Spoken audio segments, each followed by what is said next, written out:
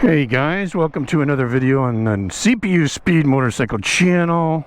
I'm Scott. I will be your rider today, and we will be on the 2025 Honda NT1100 US version, which is different from the European version. Yeah, some follow-up notes.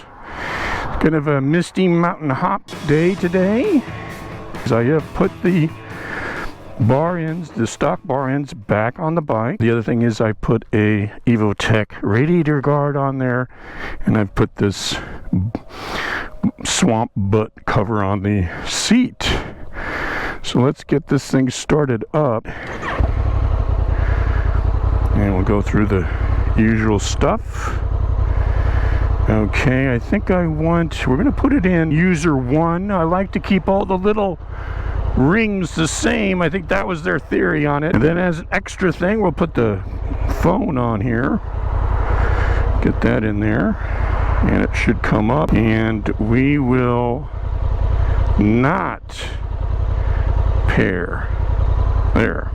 And as I said, I thought I'd put the map on for you guys. You do not need to pair a headset. I don't have a headset, but I can still use Google Maps. And what are we going to talk about today? We're going to talk more about the bike. And I think we'll talk about the vibration in the handlebars. When you're braking in the bike, obviously you're running at low revs, and this engine does vibrate, especially at low revs. And if you're braking in the bike and going slowly, then you're going to get a lot of vibration, and that kind of bothered me. So I went out and I got to get bar ends for this bike and stuff. And I think I overreacted to jump the gun. I read on some Africa Twin forums that the vibration goes away at 3,000 miles. And right into a tractor.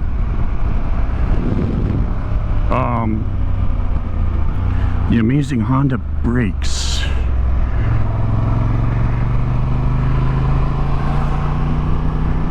Good brakes on this bike, I will have to say. One of the differences between this and the Africa Twin is they have less of a bar weight on it, but they have rubber mounted handlebars. Honda has done a lot of things to alleviate the vibration in the bars. This is a Vibey engine. It's a torquey engine. It's a Vibey engine. And as I said in my initial review, if you want something smooth, if you want a washing machine, get an inline 4. Not that I have anything against the washing machines or inline 4. Not that there's anything wrong with that. You stupid idiot. Oh, please don't be upset. Oh, we just stop it with that stuff. Yeah, so inside here, these are heated grips. There is a insert in here, a metal insert that lines up with the stock bar ends to keep them kind of in sync, as it were, to keep them kind of connected. They do touch with the insert in here, so that adds a little bit more stability for the bar end. And then injected in here is a very thick goo, which is for vibration purposes. So Honda has done their homework. That should end the bar end drama that CPUspeed Motorcycles has put you through. Don't worry about it. It goes away at 3,000 miles. Let's talk about the suspension. There's been quite a kind of a controversy over the suspension and what I said, and let me try to explain this the best that I can. Motorcycles are very customizable. There are some things you can change, there are some things you cannot change. You can change the windscreen, you can change the mirrors, you can change the grips, you can change the seat, the wheels, the tires, and you can also respring the suspension or replace the suspension. Not that big of a deal, especially when the starting price is low. If you want to buy an inexpensive bike and then put more money into it to make it yours, instead of buying an expensive bike where somebody's already made those decisions for you that may not match what you want, you know, bully for you. Do that. That's kind of the road racer mentality. You buy a bike, you buy a base bike, you strip it down and rebuild it with good aftermarket parts. The most common thing for inexpensive bikes and their suspension settings is this: you will get the front suspension with no settings available at all, and the rear will just have preload. That's the convention. That's usually what you get. Even some cheap BMW models are like that. And the problem in America for us is that we all are a little bit overweight, and these bikes come with softer springs to accommodate a larger set of consumers, because not everybody in the world is as fat as we are. They are softly sprung bikes. So what happens when you get a bike like that? What you do, and you're fat like me, you jack up the preload in the back, and then the front end is diving even more than it was before you did that. And it sucks. And those bikes are kind of, you know, I don't, if you don't have any suspension settings on the front, I will probably not be interested in that bike. So when this bike came out and it was going to be the base model, I was like, oh geez, I know the front suspension won't have any settings at all. I don't know if I'm gonna like this. And to discover that it has preload on the front, which was a great idea. I don't know who stood up in a meeting in Honda and said, wait a minute, you know what, let's put preload on the front. Hey, good idea. Thank you, whoever that wonderful Japanese man was. Great idea. So even though the bike is softly sprung, you can set the preload to accommodate for that. So not saying that you shouldn't go ahead and replace the springs altogether, but still you can't do that when you don't have any settings on the front. And the whole point of adjusting the suspension is to balance the front with the rear. You don't want any dive, you don't want any ducking in the rear. You want it to be balanced, and that way it's safer and you can go faster in the turns and stuff. So that's why I'm so happy that they have this. The dampening on the bike though is in line with the soft springs. It is not very good for heavier people in a heavier bike. So the suspension is bargain basement, and I might have let people to believe that it's great and everything, and it is if you're in your 30s and 40s. It's a wonderful bike, but I'm in my 60s, and this can be a little bit jarring on the back and the spine. And I think that some people in my position, tall, fat, and old, they might not like this and might not appreciate it. But as I said, you can replace the suspension, you can replace the shocks. But I didn't want to cast too many aspersions on adventure bikes. So what's interesting about an adventure bike is if you get an inexpensive adventure bike, right, with inexpensive suspension, because the travel has been increased, it's not that bad. You don't notice the things. Now here's a perfect example where I would like to stand up.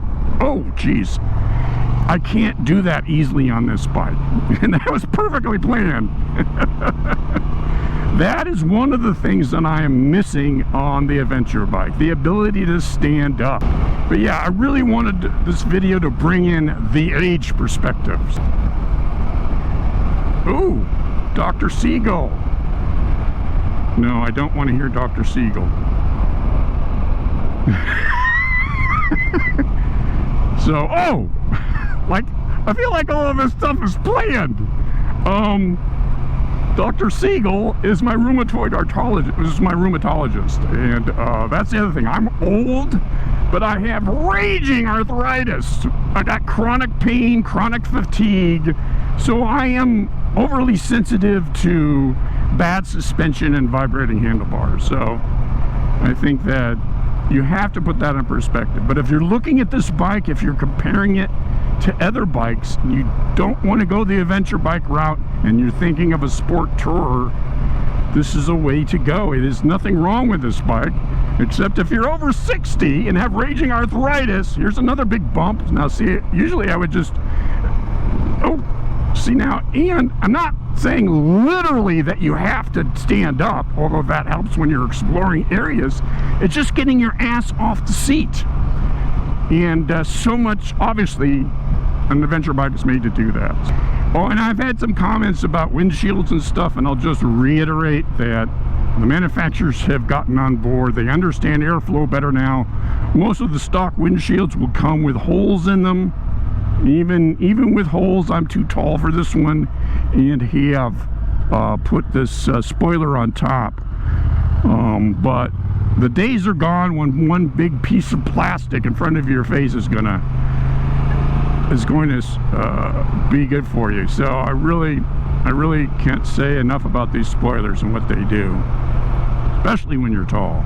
I forgot to say something when I was talking about the handlebars and the Africa Twin and how they do something differently, and the NT100 does something a little bit differently to deal with the vibration in the handlebars. I did move the handlebars up just a teeny weeny bit. I know teeny weeny is a very technical term that you might not be familiar with.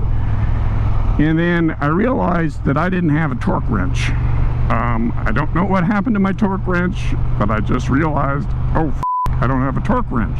So that probably contributed to the vibration that I felt in the handlebars. It was not properly torqued down. Now I have since bought a torque wrench, and I have torqued these down to 32 millimeters. Don't start changing stuff on your bike unless you got a torque wrench, okay? Especially with the handlebar. Since they make such a big deal about, you know, the Africa Twin, the NT1100 and stuff, at least you can do is torque the bolts down properly. The 6-axis IMU, which is what I forgot to talk about in my review video, is so important. I can't tell you what an evolution in motorcycling that is, and I think it's underrated. I don't think people talk about it that much. I mean, I'm an old guy. I've lived through fuel injection, ABS, and other, you know, traction control. All of those things were mechanical in a way, and they were monitored by a diode with electrical, just trying to see what speed you were going on. The 6-axis IMU is actually a computer with software, and it measures all 6 axes. I'm not doing that very well. And it is tremendous. It makes all of the traction control, the ABS, and the DCT on this bike work together. Super important. So, and you'll see a lot of new bikes coming out with automatics now because of it. I think the 6-axis IMU just makes the whole bike. It's on my 890 SMT, it's on this one, and you know, the prior versions of the DCT, you just can't really criticize them because they weren't, it was okay, but now it all works together in sync. You know, so much better. And we'll end the video, guys. As always, thanks for watching. If you have any questions, put it in the comments. If you want an adventure bike, please get an adventure bike. Don't let me talk you out of adventure bikes. They are good for touring. But if you want to be low to the ground, and this is the way to go. And you got all these bicyclists that cause other problems. Ah! And as a treat, we will put this on, if this works. Stick my phone on there, and that will say pair of Bluetooth. No.